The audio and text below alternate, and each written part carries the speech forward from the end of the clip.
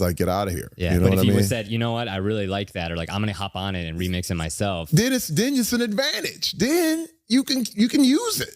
And let somebody do something, you give it the okay. Wow. That's a cool way to work, man. You know what I mean? Like it's still your voice. Yeah. So why don't we work together? It reminds me of the early days of YouTube, like people chopping up videos and ideas being more crowdsourced. But then somebody could take and be like, let's think about it with the TikToks where people are sharing, like they split it in half. Yeah. And just watch you looking at another video. It works, man. It still goes viral. I mean, you're literally taking content from other people and remixing How do you recreate the creative spirit, the performance, the spontaneity, the yes and with AI? Let's say 50 years from now, somebody is using a deep fake of Terry Crews on a set. How do you exactly think about, okay, marrying technology and spontaneity? First of all, you know, we all study the past. When you look at comedians, they all study Richard Pryor so that they can improve on it. You know what I'm saying? Yeah. Everything, we stand on the shoulders of giants. Yeah. You know what I'm saying? When I look at a guy, like there's an actor by the name of Woody Strode, who was back in Spartacus, big, giant, black actor who's a legend.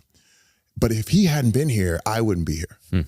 You know what I mean? He broke through way back in the days of Kirk Douglas and all this stuff. But I realized I am an iteration of several different people. And I think with AI, it's the same thing. What we'll be able to do is look over the years at different people and improve a performance by doing that. You know what I mean? Like taking all of it and all of a sudden seeing what works and what didn't. Because that's really what this whole thing is all about, is finding out what works. This is one thing I do love about like traditional broadcasts. Traditional broadcast has figured out a lot of they've done a lot of the hard work because they found what works. When you look at the sitcom format, when you look at the hour-long format, they start to really understand like this works here, this works there.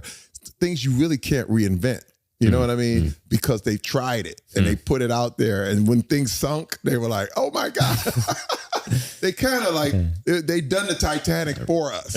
Right. You know what I mean? So we're like, we're not going to sail through icebergs anymore. You know what I mean? And that's what I love about traditional broadcast. And what's an example of that, Terry? Well, you know, AGT. AGT is the Ed Sullivan Show. The thing that created television.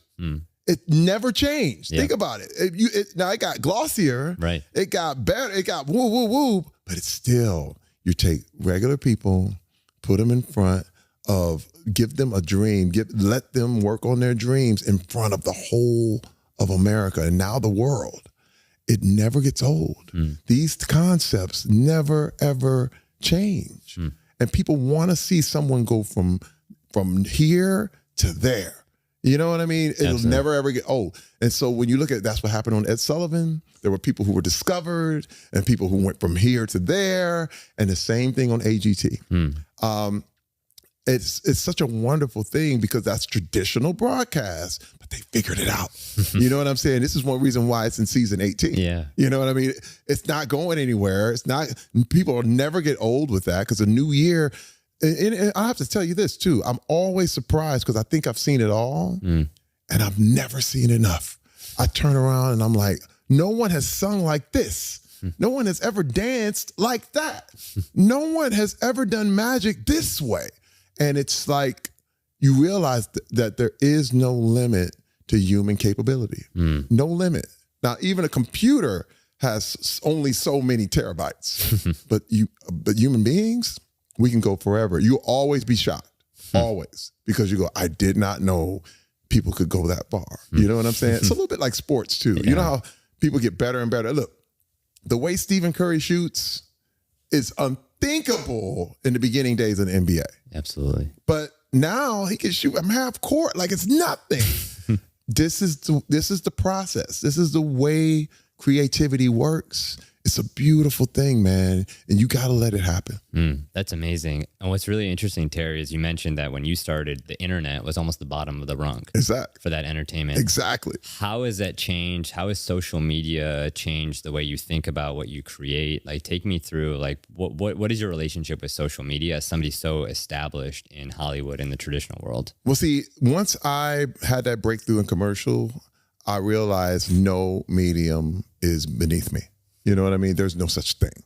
And there's another way to entertain people. I remember doing early reality.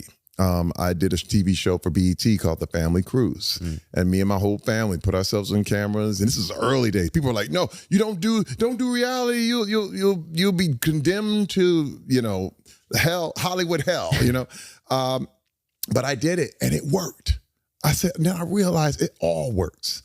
And I started getting into the internet, man, and we like the power of YouTube, the power of Instagram, the power of TikTok. I embrace it all.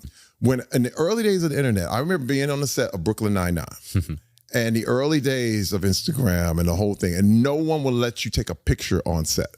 They were like, "Oh, no. If you pulled out your phone, there would be executives running over like, 'What are you doing? What are you doing?'" And I was like, "Yeah, but I'm trying to share this on my Facebook." This is back in the day, right?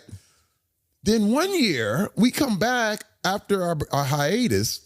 We come back. They're like, "Okay, everybody take as many pictures as you want." And I was scared. I was like, "No, you trying to trick me, man. You trying to trick me." And they were, no, go ahead and post. Go ahead. Post everything. Post a bunch of behind the scenes, all that stuff. You got to say, you would get sued. If you had behind the scenes footage on sets and all this stuff, it was legal ramifications. All of a sudden they were just, "No, go ahead. And I didn't trust it for a little while. I remember it was like 6 months I was going, "I don't trust you guys. Y'all try to hit me with a lawsuit." But then because they discovered the power of what the internet was. And they were like, "Look, you're not giving it away. As long as you don't give away any spoilers, you're giving people access." Yeah. And so I embraced it wholeheartedly. And I realized too that I did a lot to reject the people that I didn't want on my social media. And that was another thing too, because I realized that, you know, there's a big difference between a car accident and a museum. When I say a museum, you go in there, you have 10 people, 20 people who go and enjoy and watch and love it.